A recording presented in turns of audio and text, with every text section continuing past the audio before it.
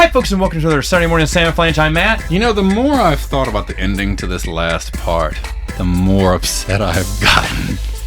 Like, I don't even want to tell you what my name is because I'm about to just go off on a rant, on a tangent. Yep. You know what grinds my gears? You know what really grinds my We were gears? on this island at the end of last Saturday morning. Tahiti. And they didn't even, acknowledge the fact that you might miss your mom. No. Or your family, or toilet paper, or anything else, or movies. Like, you are you're a prepubescent. You're happy to live in the past teenager. with a bunch of people you don't know, right, on an island on a straw mat because you on a you don't straw even know mat your catching straw mat. crabs for a living with some kid you just met, and they accepted you as a part of the family, and you're like, I don't miss any of my friends at school. I don't need this cave of time. Forget that. I chose to be in a mutiny, and without any other choices in my life, it led me here to Tahiti. You know, the more I think about this book, the more it reminds me of like the Marvel Eternals movie, and it's just, it's a big pile of pointless nonsense. Oh, and it was just so. Like, there are very few movies that I've watched at the theater and thought to myself, I should go get my money back. That was one of them. That was one of the movies that I walked out of and just couldn't believe what I had just spent the last 2 hours watching. Like, what is this? This is force-fed nonsense with just a bunch of ingredients thrown into a pot that doesn't even taste like good gumbo. Like, it's just... Shoot. It's just... boring, and no one cares about these characters, and that's kind of where I'm feeling about this. Like, I feel like if a few years from now, like, Marvel movies go by the way of the dodo and no longer exist, it's like they will point at maybe Black Widow or the Eternals or something that were like, here was the beginning of the end. And it's almost like this book is kind of killing choose your own adventure books for me. Like, no wonder. if this is what we've got to work with. Yeah. I'm gonna save. I'm writing down my thoughts on that for when we do the total review on this.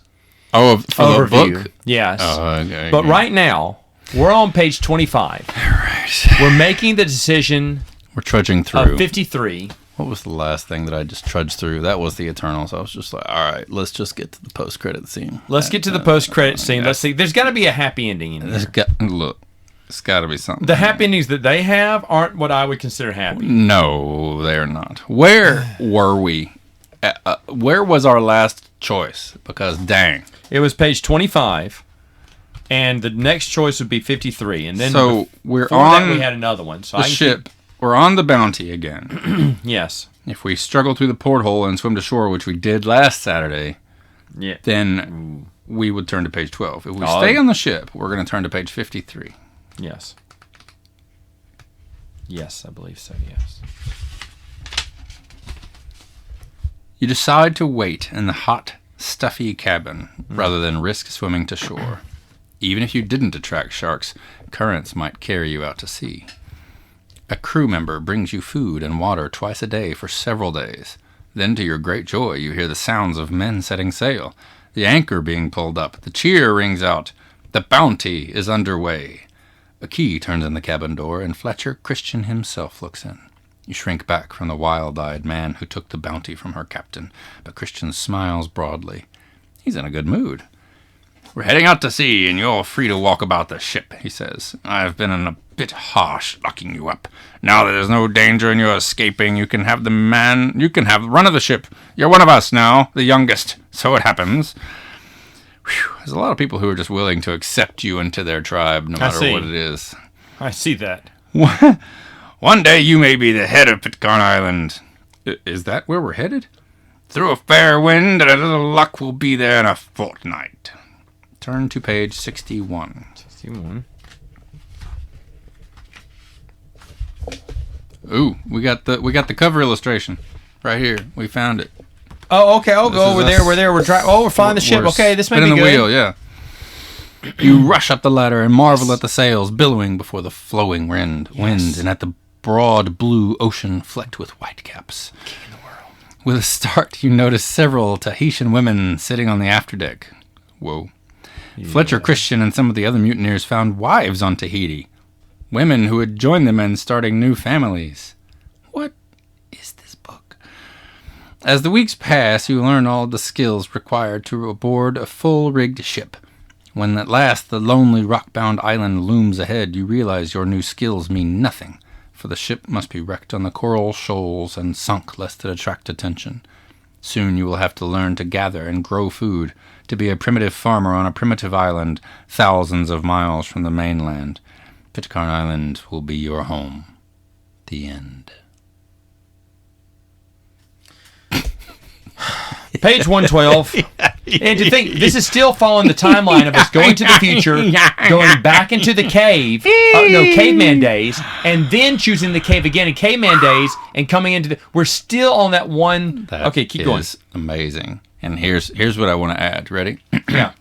Oddvalk, Alabaster Who? I hate you!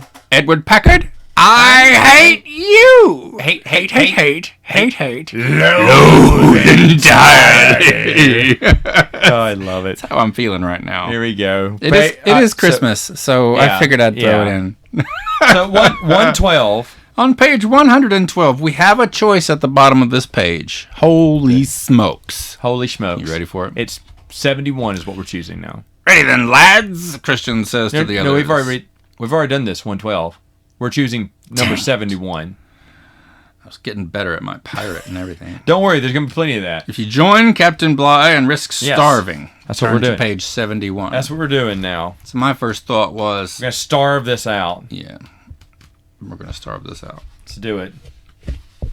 What you need to do is feed a cold. From the crowded, bobbing longboat, you watch the Bounty sail rapidly away at the brisk west wind. In an hour, it is just a speck on the horizon, and then it is gone. 4 men pull listlessly on the longboat's oars while the others slouch against the gunwale. Captain Bligh, grim-faced and motionless, stares ahead, as if by some miracle land may appear on the horizon. You know as well as anyone else, for Captain Bligh has said it, that the nearest charted island is 500 miles away. Without navigational instruments, a small boat could easily miss it. By mid-afternoon, you feel like a burdened potato. A burned potato. Jeez Louise. And you're thankful when the blazing sun is hiding behind a cloud. You're terribly thirsty, but Captain Bligh will not allow a drop more water until 6 bells, by which he means 7 o'clock. Drinking water during the day, he says, and you'll just sweat it off. You'll slump down into the seat and slip into a trance, and you half sleep, half daydream, trying to make time pass. Jeez, is that not talking about everybody listening to this podcast right now? So it goes. Day after day, though seas calm and through rough, under the scorching sun and drenching rain, you turn to page 82. 82. Yeah, buddy. We got a new illustration. It's us under the scorching sun. All right, nice. With a bunch of sweaty, ugly sailors, and it looks like we're reading the Bible or maybe this book. Okay. Just ready to die. Lighter than the others, you shrivel quickly. After 3 weeks, you feel like a dried-up peach. Good. You can only lie in the bottom of the boat, feverish and weak. One morning, Captain Bligh cannot rouse you from your daily rations. The first mate tries, but fails to find your pulse. A few minutes later, the men bow their heads while Captain Bligh lays some kind words and recites the Lord's Prayer, and then they gently lower your body over the side. The end. You jerk. This is what you get for not giving us water. Wow. Ration it out? So we just died at sea because they all survived, and we knew our history, and we chose for them to go with them. The people who we know survived and lived to tell the story. So we made a logical choice at this point, and then it still killed us. Right. So because they probably ended up eating half of each other anyway. Right. Whatever. Okay, so at least we achieved our goal, which was to die quickly and get out of this storyline. So now Botany Bay. Botany Bay. Page 6. Okay. We're going way back now to the very first episode we did. Were we done with all of the crappy choices from that timeline? Because now we're finally going to obey what he wants and go to the past. This is So on page 6. from episode 1 of this. Yes. Oh, my word. So we're going to go to page 40. So What was page 47's choice? 47? Yes, 47. You're right. If you choose future, turn to page 47. We're talking to the Oracle right now. This is on page 6. Wait. This is. Tell me, you asked the Oracle. Did anything happen before time began? But we chose page 66 and went to the past. That's correct. And then we got thrust into the Okay, future. hold on. I chose future. No. We chose past, and we got sent into the future. No, we chose the future when we got sent to the past. Remember? Jeez Because we were trying to avoid the past. I hate this book. Okay, go to 47 then. We'll go back to the future. I didn't know there was more future. This is where the Oracle, like the old man from Labyrinth, is talking to us. Let's go. Yeah, I know that. I know that guy. I hate that guy. Yeah, I hate 47. 47. So 47 is where we died in the coffin because we were hooked up to the matrix tube. I remember this photo. Is that 47? Yeah. Remember? Isn't this the illustration where we ended up in the matrix and we got eaten by batteries? No, we didn't pick 47. I'm almost positive we did. No, this. I have it down here. There was two choices, 66 and 47, and we chose 66. You're lying in an open, silk-lined box. Is it a coffin? No, you're hooked up to a tube and wires as if you were in a hospital, but you don't feel sick. You feel quite well. Very well, in fact, although you can't sit up. Something that you can't see is holding you down. You hear soothing chords of music. The room is bathed in dim light, which constantly shifts in hue from sky blue to yellow-green to red-orange to blue again. Moving your hand to your scalp, you feel tiny wires hooked into your head. They must be paralyzing your nerves so you can't move the muscles that free you. Remember, this is where we got turned into a matrix battery. Keep going. No, these were the happiest thoughts. Let's keep going. Oh, yeah.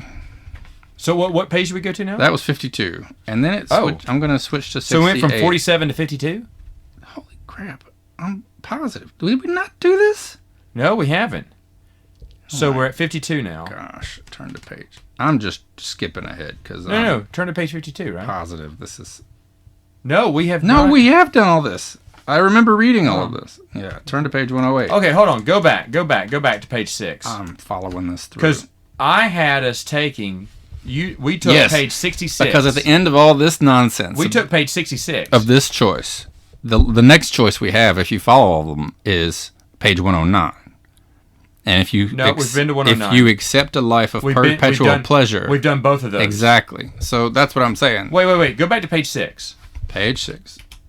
So you're saying... I'm saying... We chose page 47 last time. I don't know anymore. That's page 6. 47 is if you 6. choose the future. Turn to page 47. And so yes, 47 is we've done all that. All right, so do page 66 and see where it takes us, because I have 66 taking us to 52 and everything. So go to page 66. 66. You feel as if your mind has become detached from your body. You are in transport through time, and then reality returns. You are in a cave close to the entrance. Looking out, you can see that you are on a mountainside. A vast landscape of plains and lakes and patches of forest stretches beneath you. There is no sign of human habitation. You have the feeling that you may be living thousands of years in the past, perhaps even before the appearance of human life. So now I'm like... Good, Vol is not here yet. Oh, boy. Keep going. We've done this. This is where we meet Yark, the Tuscan Raider. And if we try to follow Yark up the wall of the cave, turn to page 50. I think we're running from the bear. Yep. And if we run out of the cave, we turn to page 56. So on page 67 is the choice here. Have our cheating skills failed us? Yes, because 105 led us to 66 later on. Okay. All right. That's so it was a different happened. path. All right, that's fine. So we did have a time loop paradox. Page 3, yeah. Okay. We got one more choice here. We haven't done. It was going to the past to begin with. You've got to be kidding me. So number 17. This was literally the first choice we had? This is the first choice we had, so go to page 17. If you want to see the end of time, turn to page 17. That's the end of time? That's what it says. What was page 6? It was the end of time. Page 6 was the end of time? I remember that. Because remember we chose, if we wanted to see the beginning of time, turn to page 11. And then it took us to the end of time. And so we need to go take page 17, right? Yeah, right. Yeah, okay. I'd like to see the end, you say. Instantly, now I don't remember this picture. This seems new. Oh my gosh. Instantly, you find yourself weightless, floating in silent space. Your hands cover your eyes as you try to shield them from the brilliant light of the sun, much larger and brighter than our own sun. You are rolling over and over in space, feeling like meat on a barbecue spit. The sight you face of the sun is so hot it would burst into flame if it weren't cooled by the near absolute zero temperature as it turns away from the light. You have no sense of time. For hours, maybe days, you roll gently over and over like a misshapen little asteroid. All the while, this one enormous sun is shrinking ever more rapidly, while growing ever more brilliant, until you can see it even through your arms, shielding your eyes, your closed eyes, and then utter darkness, nothingness, in all italics. Moments later, you find yourself in the chamber of the oracle, blinking as your eyes slowly adjust to the pale green light.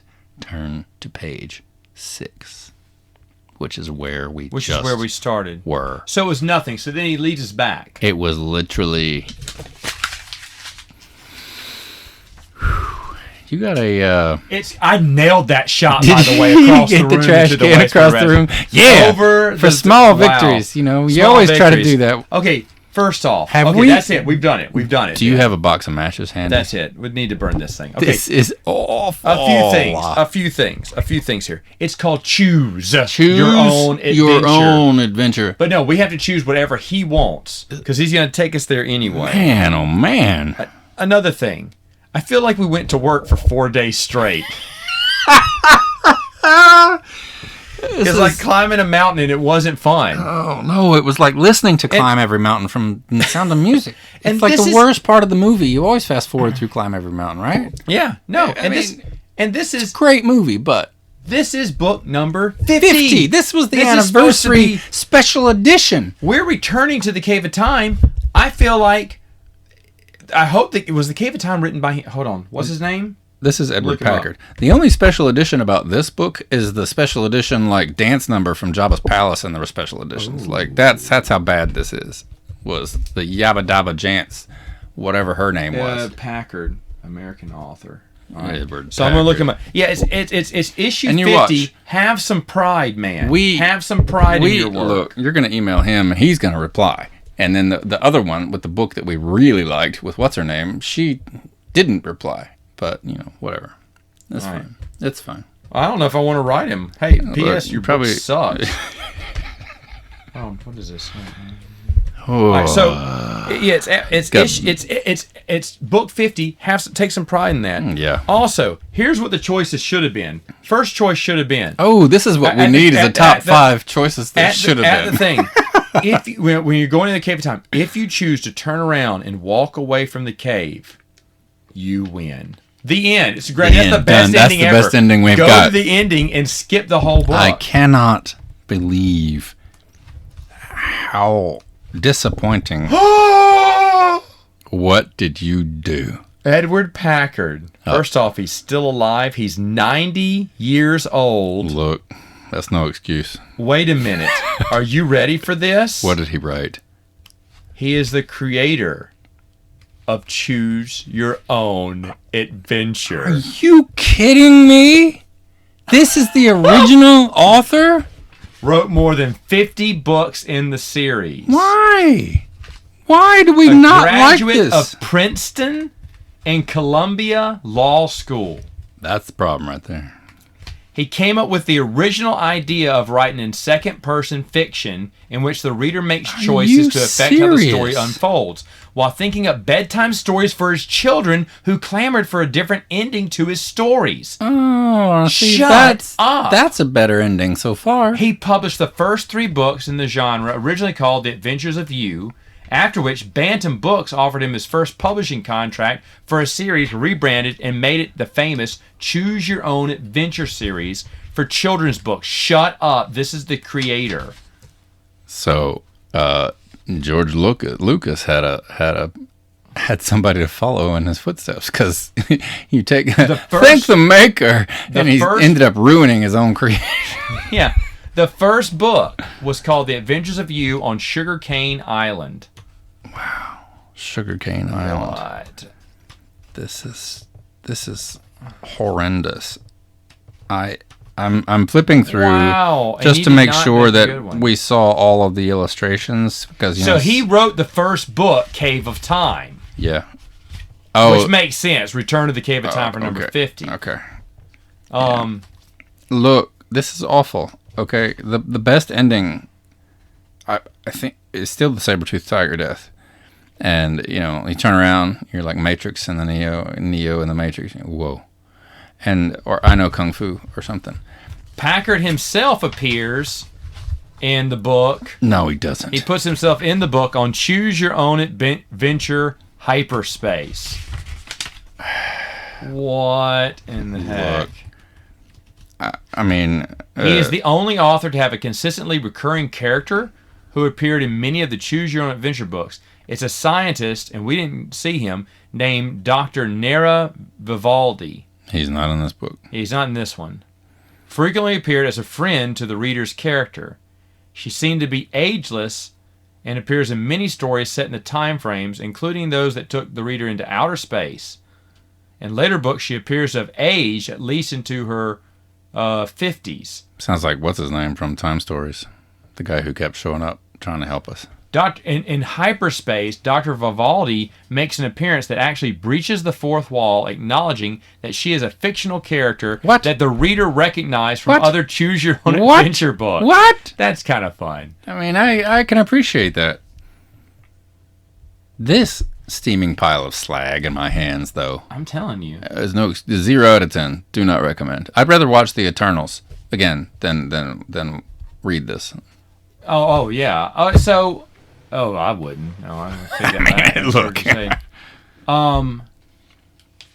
Wow, he is the creator of it.